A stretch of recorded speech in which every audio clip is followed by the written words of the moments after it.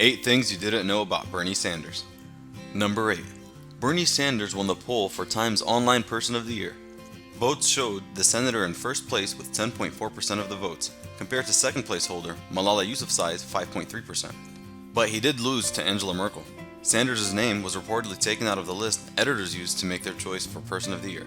Number 7. Sanders has been married twice.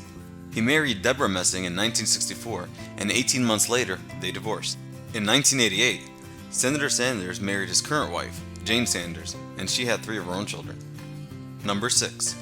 On December 10, 2010, Bernie Sanders famously held an 8-hour filibuster on the Senate floor. He was protesting President Obama's Bush-era tax cut deal with the Republicans, which extended tax cuts to the rich. The filibuster was later transcribed and published.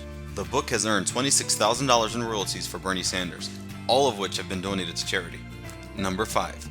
Bernie Sanders has his own flavor of ice cream that was created by Ben Cohen and Jerry Greenfield, co-founders of Ben & Jerry's. The chocolate disc at the top of the ice cream represents the huge majority of economic gains that had gone to the top 1% since the end of the recession.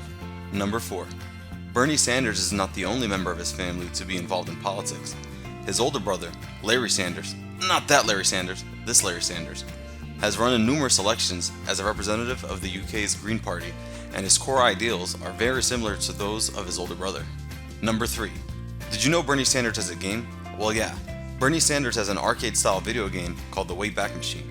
Players control a small Bernie character as he flies between obstacles, which include bags of cash, special interests, the extreme right wing, and fat cats.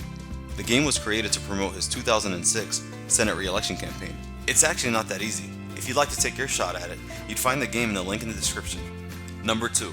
Speaking of his 2006 re-election campaign, he ran against a self-funded multimillionaire, the Republican-backed Richard Tarrant, that spent $7 million of his own money, which equates to $85 a vote.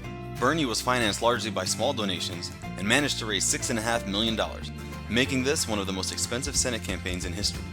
Number 1. He is the only candidate running who has stayed consistent in his views against free trade agreements.